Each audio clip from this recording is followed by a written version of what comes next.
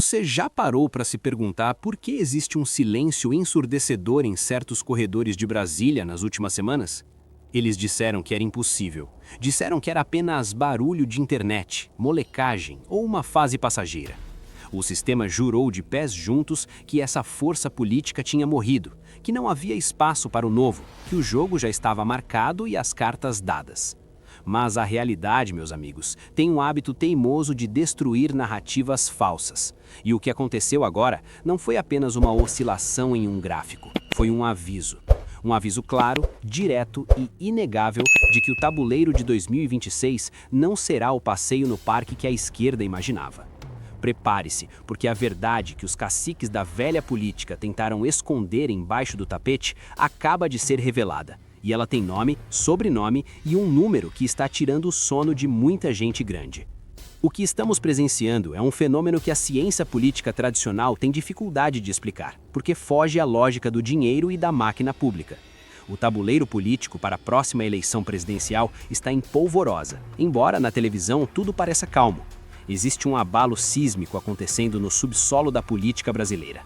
A velha política e a mídia tradicional, em um acordo tácito de silêncio, tentaram abafar o surgimento de novas lideranças.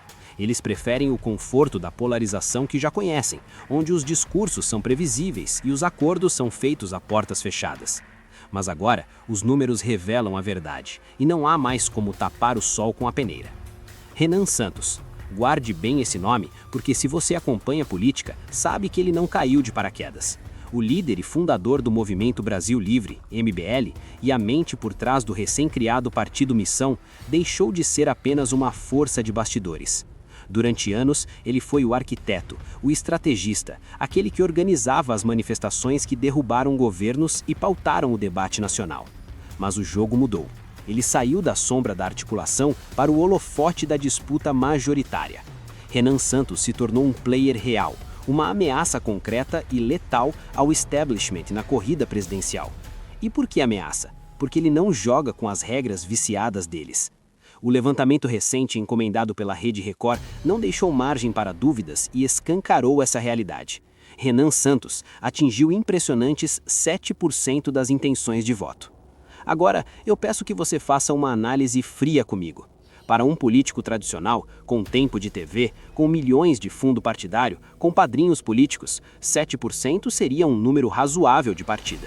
Mas para alguém que está construindo um partido do zero, enfrentando o boicote de alas da imprensa e sendo atacado dia e noite tanto pela extrema esquerda quanto por setores fisiológicos, 7% é um feito gigantesco. Para os desavisados, pode parecer um começo, mas para quem entende a dinâmica da direita brasileira, isso é um alerta máximo para a esquerda. Esses 7% representam uma fatia do eleitorado que não está mais órfão, representam milhões de brasileiros que não se contentam mais com populismo barato, que cansaram de discursos vazios e que buscam competência técnica aliada à coragem ideológica. É o eleitor que quer ver o PT ser confrontado, não com gritos, mas com fatos, com dados, com história.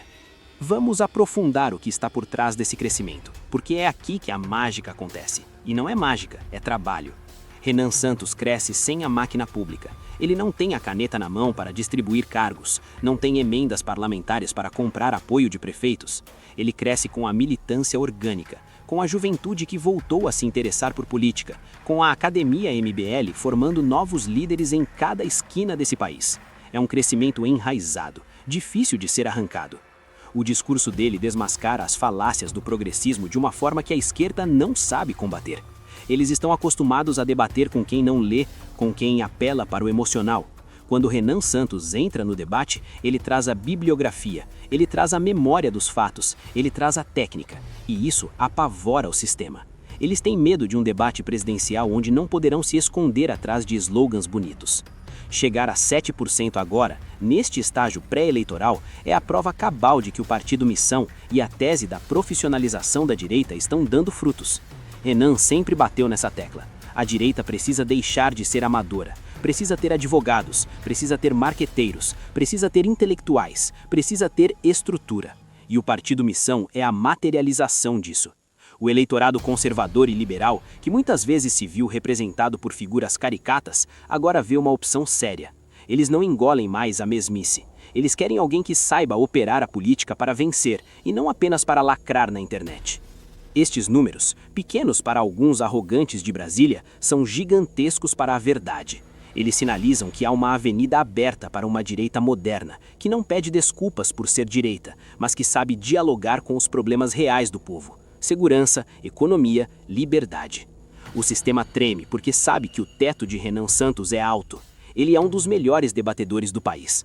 Quando a campanha começar para valer, quando ele tiver a oportunidade de ficar frente a frente com os candidatos do sistema, esses 7% podem dobrar, triplicar. E aí, meus amigos, o cenário muda completamente. A esquerda, que já contava com uma vitória fácil ou com uma polarização controlada, terá que enfrentar um necadeiro, um candidato que conhece seus pontos fracos e não tem rabo preso. Estamos vendo o nascimento de uma nova era na política nacional.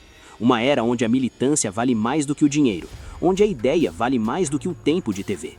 Renan Santos e o Partido Missão são a ponta de lança desse movimento.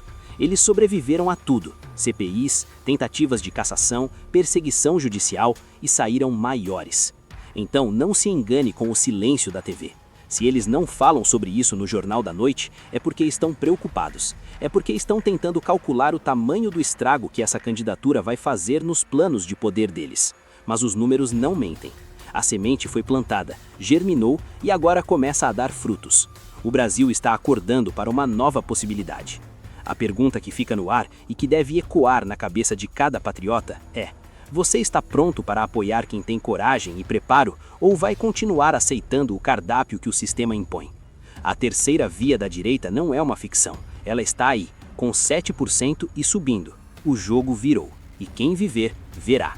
Compartilhe este vídeo agora. Quebre a barreira do silêncio. Mostre para o seu grupo de família, para seus amigos, que existe uma alternativa crescendo. Uma força que não deve favores e que está pronta para a guerra. A velha política tentou esconder, mas nós estamos aqui para revelar. A verdade é inaparável. O futuro começou.